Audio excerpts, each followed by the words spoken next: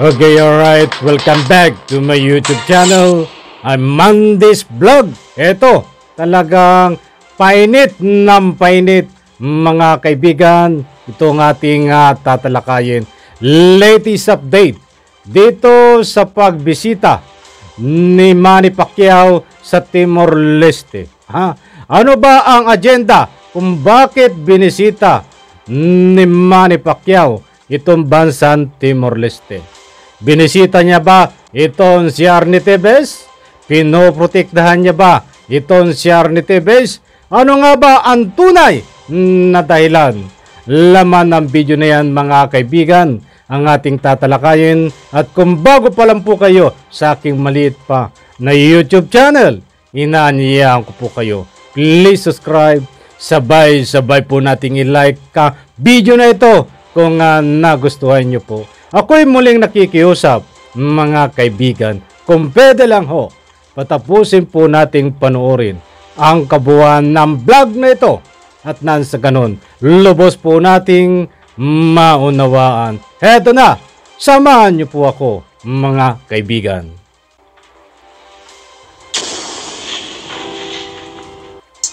Umaasa naman ang DOJ na babalik na ng Pilipinas si Tevez sa loob ng mga susunod na buwan upang harapin ang mga kasong isinampa laban sa kanya. Alam naman natin na nandun talaga siya sa Timor-Leste. Ngayon, it's without a doubt. Sigurado na ang Department of Justice na talagang nasa bansang Timor-Leste ang napatalsik na si dating Negros Oriental 3rd District Representative Arnulfo Tevez Jr. Sa video na naka-upload sa isang cultural organization sa Timor-Leste, makikita na nagsilbing panauhing pandangal sa event si dating senador at People's Champ Manny Pacquiao. Mapapanood sa video na naroroon din si Arnie Tevez na lumapit pa kay Pacquiao. Ayon sa DOJ, nakausap na nila ang kampo ni Pacquiao at napag-alaman na hindi inaasahan ang pagkikita ng dalawa sa Timor-Leste. At nakakuha din kami ng statement galing sa kampo ni former Senator Manny Pacquiao na ito ay isang chance encounter lamang po at hindi naman sinadya na magkita sila doon sa mismong airport. No? Dagdag pa ng kampo ng dating senador, wala rin itong ideya na naroon pala si Tevez sa event at iginiit na hindi ito bumisita ng Timor-Leste para makita ang napatalsik na congressman. Kaugnay nito, paigtingin naman ng DOJ ang kanilang operasyon laban kay Tevez. So, of course, dahil nagpakita na talaga siya, we will further intensify our operation and speed up the process. We'll have to go through diplomatic channels dahil wala naman tayong extradition treaty with Timor-Leste. But the cooperation and the communication between the two governments has been very fruitful. Marami na pong napag-usapan and our operations are based on those communications. Ayon pa kay Assistant Secretary Miko Clavano, nagsumite na ang DOJ ng rekomendasyon sa Malacanang upang sulatan ang United Nations upang ipabatid ang kinakaharap na warrant of arrest ni Tevez. Umaasa naman ang DOJ na babalik na ng Pilipinas si Tevez sa loob ng mga susunod na buwan upang harapin ang mga kasong isinampa laban sa kanya. Viral ang video na ito kung saan kita ang pagbaba sa eroplano ni dating Senador Manny Pacquiao sa bansang Timor-Leste. Nandoon siya para dumalo sa Independence Day celebration ng bansa matapos imbitahan ng kanilang presidente bilang panauhing pandangal. Sa video, kitang sinalubong siya ni dating Negros Oriental 3rd District Representative Arnie Tevez. Nagyakapan, nag-usap saglit at saka naglakad ng sabay. Habang naglalakad, inakbayan pa ng dating congressman si Pacquiao at magkatabing pinanood ang nagpapakitang gilas na boxer mula Timor-Leste. Sa isa pang viral video, makikitang hinakwi at tinataboy si Tevez ng mga security ni Pacquiao na nooy paalis na. Kinumpirma naman ng Department of Justice ang pagkikita ng dalawa sa Timor-Leste. Nakausap daw nila ang kampo ni Pacquiao at nilinaw nito na hindi planado ang pagkikita ng dalawa. Ito ay isang chance encounter lamang po. At hindi naman sinadya na magkita sila doon sa mismong airport. No? Siya lang ay sinalubong doon sa airport at nagpakita din doon sa mga events na pinuntahan ni former Senator Manny. Tumanggi namang magbigay ng detalye ang abogado ni Tevez sa si Attorney Ferdinand Topacio. Hindi niya raw ito makukumpirma o itatanggi. Okay, alright. Yan mga kaibigan at napanood nyo ang rolling ng video. At pasensya na po sa aking audio at ang aking lalamunan ay namamalat. Kaya medyo danda muna tayo ng pagsasalita. Medyo masakit ang aking lalamunan. But beno, diretso po tayo ha. At ito nga po, shout out. At maraming salamat UNTV sa paggamit ng inyong kaunting video clips. At siyempre dito sa News 5, maraming salamat po sa suportahan din po natin ang kanilang mga programa. Eto, dalawa po ang kinuha nating istasyon ng video sapagkat pinag-compare ko ay parehas po ang kanilang mga sinasabi, pagtatalakay, pagbabalita tungkol dito sa naganap na pagpunta ho diyan sa Timor-Leste ni Manny Pacquiao. Palakpakan po muna tayo. Ayan, magagalit na naman ang mga kampo ng mga TVs. Relax lang kayo, mga kampo ng mga TVs. Sapagkat tuwing pumapalakpak ako at tumi-smile, ay nagagalit po sila kung bakit papalakpak daw ako. Diyos mio, mabagin. Diyan Santissima Manlabirin Diretso po tayo. Ito na nga. Talagang masakit ang aking lalamunan. Kaya ang boses ko ay medyo basag. Nako po. Ito na. Marami po ang nagtatanong, kahit ako po ay nagtatanong din.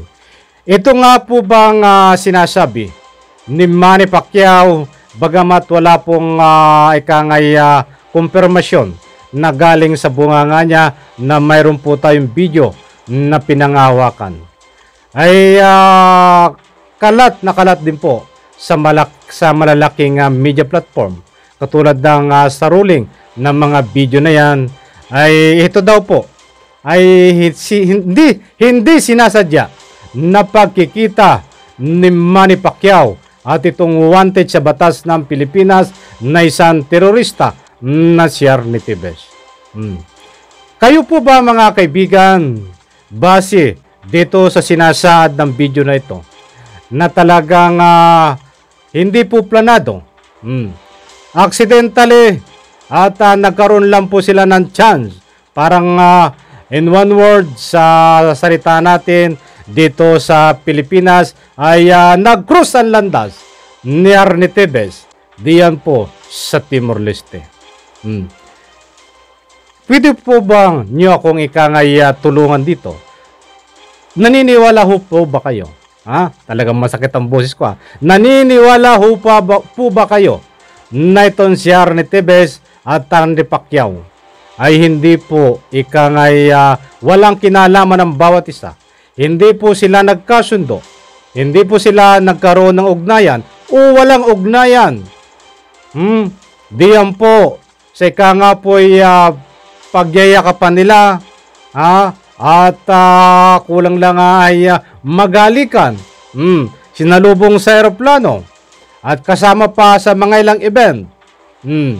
At yan po ba isang senyales o isang patutuo na hindi po sila talaga nagkaroon ng plano na magkita doon bawat isa, nagpalitan ng mga ang tawag ng chat o ano bang message, hindi sila nag-usap? Naniniwala po ba kayo? Diyan po sa comment section ay bukas po ang ating public opinion. Pwede po kayong mag-iwan ng inyong mga komento. Kasi marami po nagtatanong, kahit basahin nyo po diyan sa comment section, ay pinupulutan. Ang tawag dito, ang focus ng tao dito, 2 araw na ay sila ho. Yung iba ay pabor at yung iba ay hindi pabor. But ilan lang ang pabor na nakikita ko? Siguro mga 2 piraso. Bakit daw ho nagagawa ni Manny Pacquiao na yumakap diyan sa isang na tinag na isang terorista na may kaso na patong-patong na murder? Sa madalit salita ay maraming kinakaharap na kaso.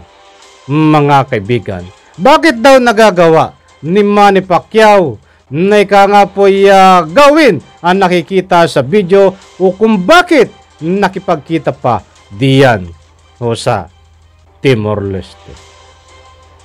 Batang sa ruling ng video, mga kaibigan, ayon sa nakuha nila na impormasyon, pananalita buhat kay Manny Pacquiao, yan daw po ay isang ikangay hindi sinasadyang pangyayari at nag-cross lang ho ng landas. Talagang matindi matindi. Bago tayo magpatuloy mga kaibigan, ay talagang sinabi din dyan na pinaninindigan ho ng DOJ.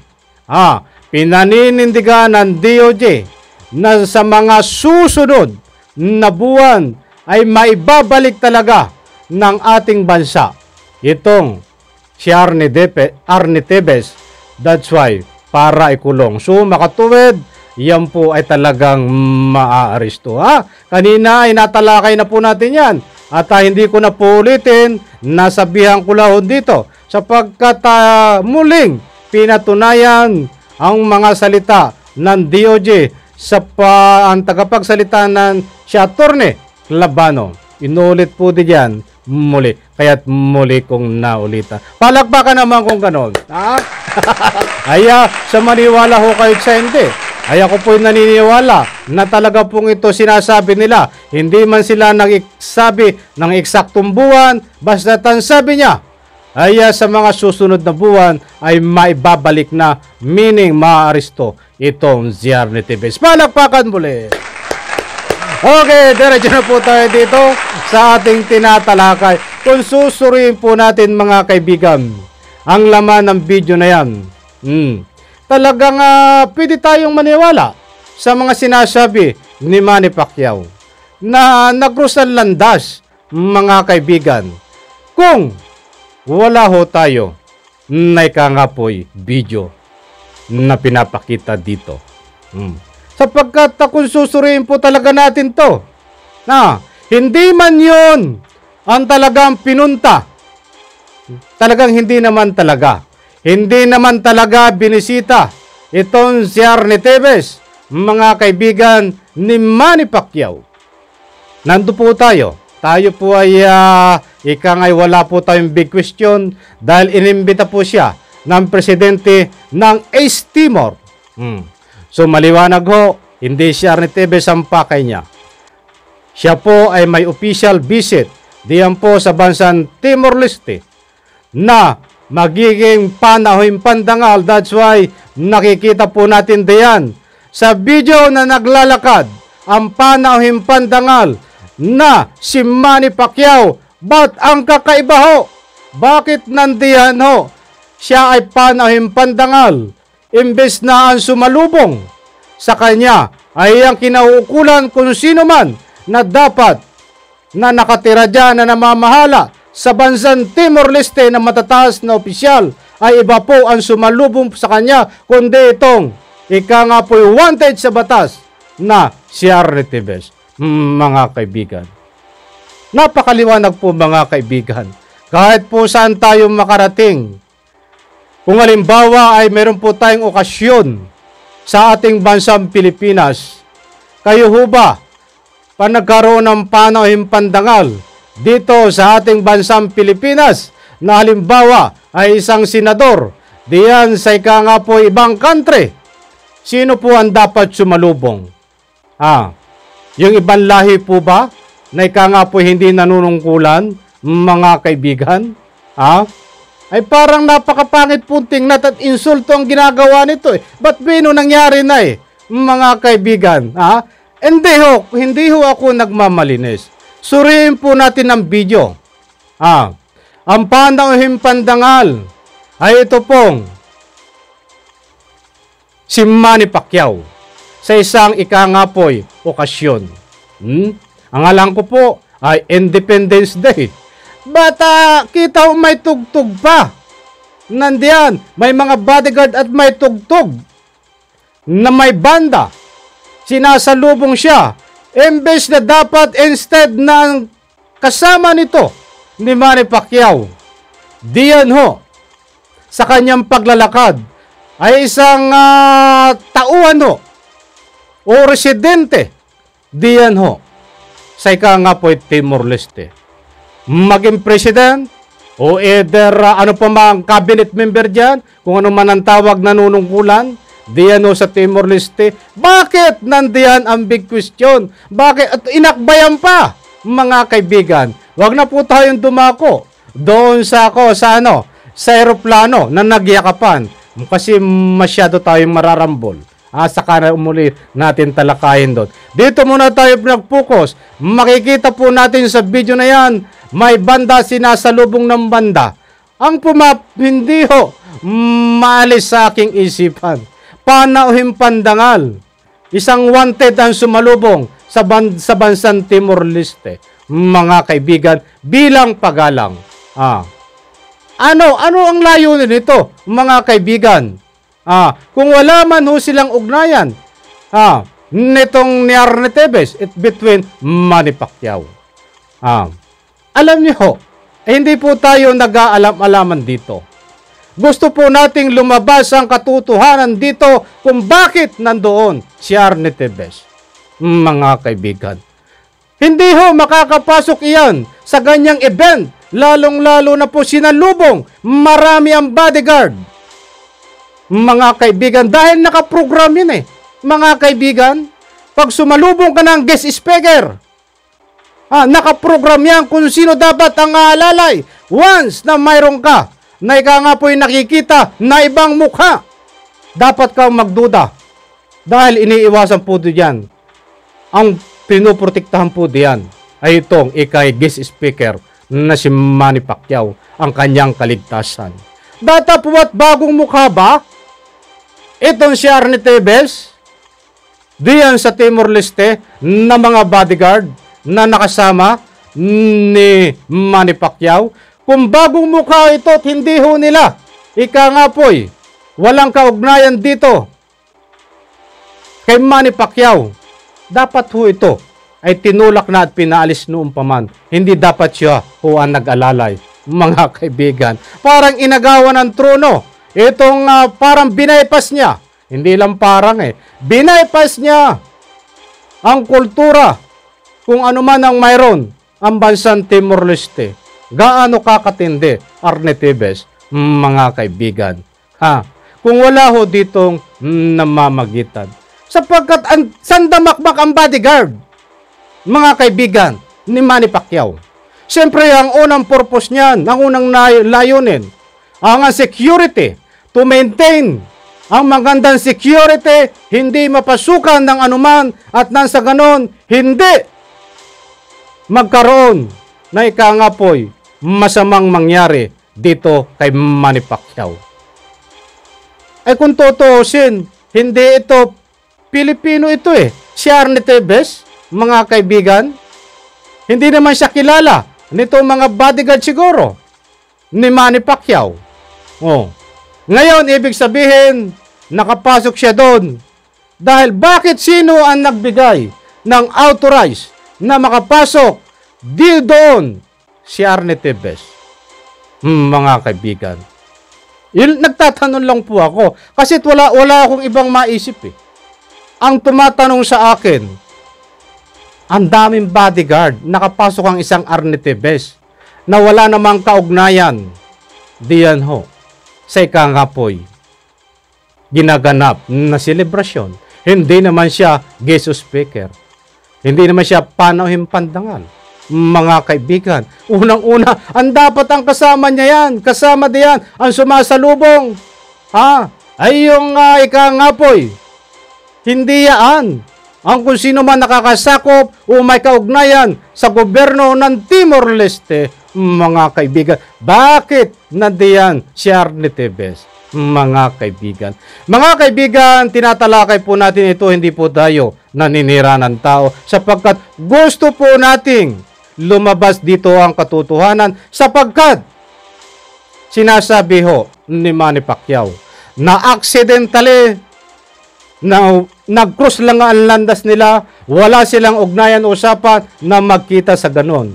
Kaya sabi niya po, siya daw po ay hindi niya kinontak si Arnie Tevez para magkita doon. Maliwanag po. But kung susuriin po natin ang video, ganyan ba ang walang ugnayan? Mga kaibigan, wag po natin sabihin na itong si Arnie Tevez ay may kaugnayan sa gobyerno para ipasalubong o alalayan itong si Manny Pacquiao.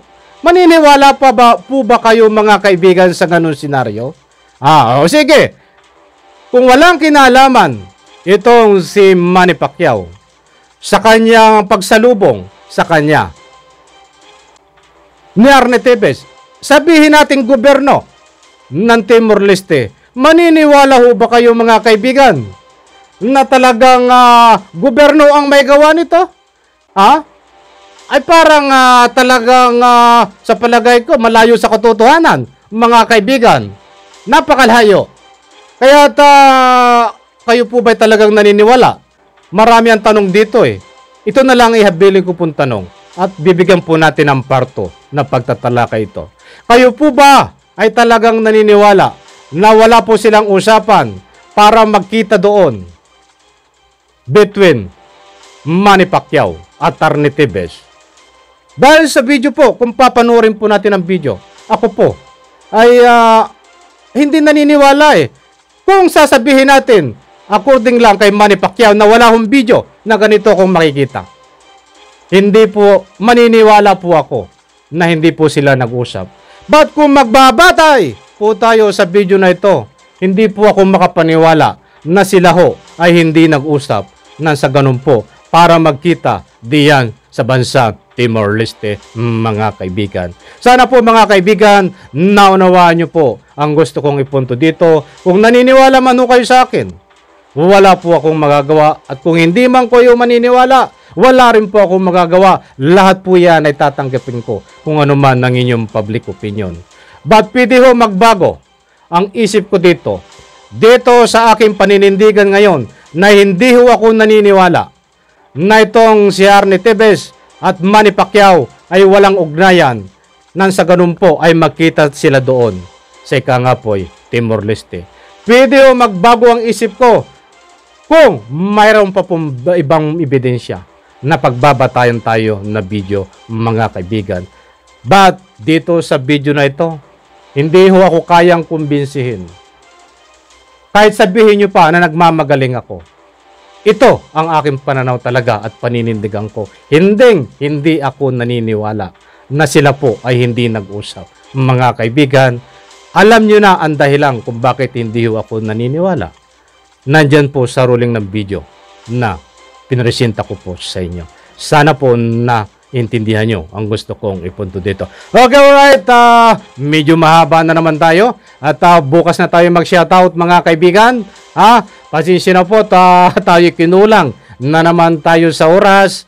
At bigyan po natin ito ng parto, mga kaibigan, ang pagtatalakay tungkol naman dito sa issue ng tinalakay natin between Arnie Tevez na sabi nga po ay wala silang pag-uusap, ugnayan, kahit pa man sila ay nakita diyan sa Timor-Leste at hindi naman po ako naniniwala diyan. Bukas po ang comment section na naman ang inyong public opinion.